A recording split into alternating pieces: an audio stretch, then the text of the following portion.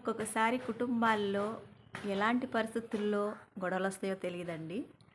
వాస్తవంగా అయితే రాత్రి చెట్టు గురించి మా వారికి నాకు ఒక చిన్నపాటి యుద్ధమే జరిగింది. ఎందుకు అంటే ఆ, ఈ చెట్టు వాస్తవంగా మేము వేయలేదండి. చాలా పెద్ద చెట్టు అయింది. మాది రెంట్ హౌస్ అయ్యేటప్పటికి ఆ, అది ఇంటి పక్కన వాళ్ళు వేసారు. మరి ఆ మొక్క పెరిగిందో తెలియదు, కానీ మేము వచ్చేటప్పటికి చిన్న మొక్క అయితే అలా పెరిగిందన్నమాట. మరి ఈ చెట్టు ద్వారా మరి మా ఇంటిల్లిపాది మేము ఆక్సిజన్ పీల్చుకుంటున్నాం. ఇది వాస్తవం. అయితే ఈ చెట్టు కొంచెం పెద్దదైన తర్వాత ఈ ఆకులు రాలటం, తర్వాత ఇప్పుడు పూత పట్టుంది కదా బాగా, ఆ పూత రాలటం ద్వారా మరి మాకు కింద తొట్టి కింద ఈ చెట్టు కింద నీటి వాటర్ ఉందన్నమాట.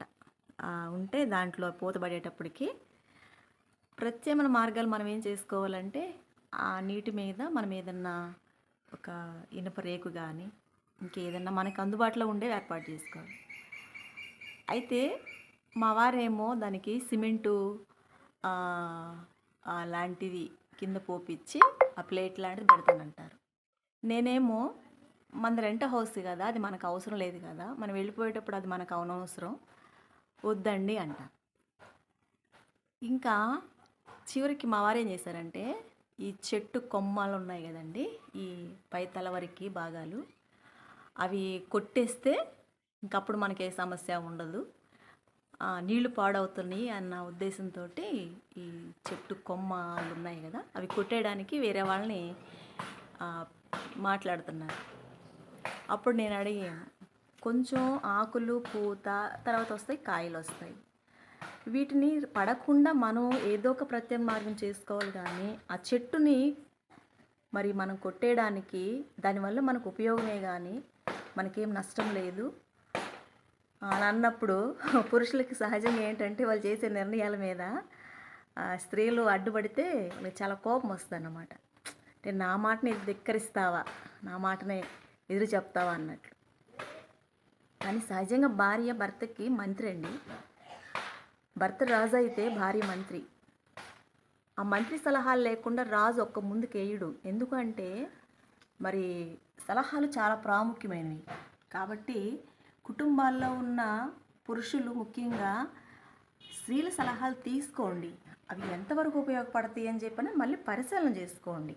అంతేగాని ఇంట్లో స్త్రీలు చెప్పారని పూర్తి స్థాయిలో మునిగిపోవటం కాదు, అసలు నువ్వేంటి చెప్పేది అని చెప్పనని వాళ్ళని కేర్లెస్గా చూడటం కాకుండా అది మన పరిధిలో ఎంతవరకు ఉపయోగపడుతుందో సలహా అనేది మనము గమనించుకోవాలన్నమాట.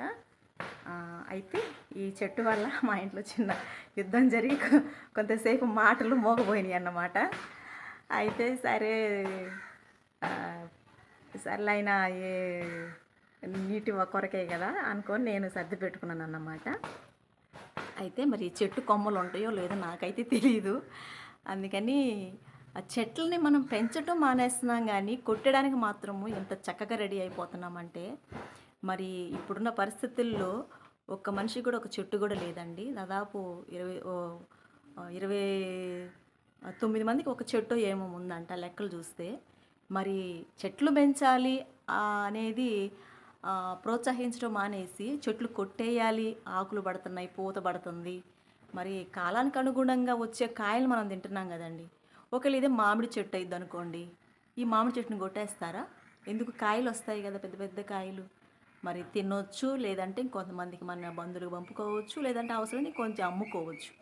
కానీ ఇది వేప చెట్టు మన చర్మానికి ప్రతి దానికి మరి ఏ డిసీజెస్ రాకుండా మ్యాక్సిమం వేప చెట్టు అనేది చాలా ప్రాముఖ్యమైనది. దాని ప్రాముఖ్యత గురించి రాబోయే తరానికి చెప్పాలి, ప్లస్ మనం వాటిని సంరక్షించాలి. వాటిని బ్రతికిస్తే మనం బ్రతుకుతాం.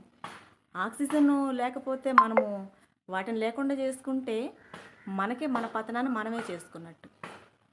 కాబట్టి దయచేసి ఎవరు కూడా మరి పూత పడుతుంది, ఆకులు రాలుతున్నాయి అని చెప్పనని చెట్లు మాత్రం కొట్టొద్దండి. వీలైనంత మటుకి కాకపోతే కొంచెం ఆ కిందగా ఉన్న చిన్న చిన్న కొమ్మల్ని చిన్నవి తీసేసుకోండి. కానీ అంతేగాని పెద్ద చెట్లు మాత్రం దయచేసి మీరు పెంచకపోయినా పర్లేదు, కానీ దయచేసి ఉన్న చెట్లు మాత్రం ఎవరు కొట్టేయద్దు. మా చిన్నప్పుడైతే ప్రతి ఇంటికి 4 మూలలకి 4 చెట్లు ఉండేవి, వేప చెట్లు. ఆ కొమ్మలు విస్తరించుకొని అవి రేకుల షెడ్లైనా పూరిళ్ళైనా ఏదంత చక్కగా చల్లదనం ఉండేదంటే అంత చల్లదనం ఉండేదన్నమాట. కాబట్టి దయచేసి ఎవరు కూడా చెట్లను మాత్రం నరకొద్దండి. మీరు రాబోయే చేసే ప్రతి క్రియ మన వెనకతరం చూస్తారు. మనం మంచి చేస్తే వాళ్ళు మంచి చేస్తారు, మనం చెడు చేస్తే వాళ్ళు చెడు చేస్తారు. కాబట్టి దయచేసి చెట్లు మాత్రం రక్షిద్దామండి. ఈ చిన్న విషయం మీతో షేర్ చేసుకుందామని వీడియో చేశాను. థ్యాంక్ యూ అండి.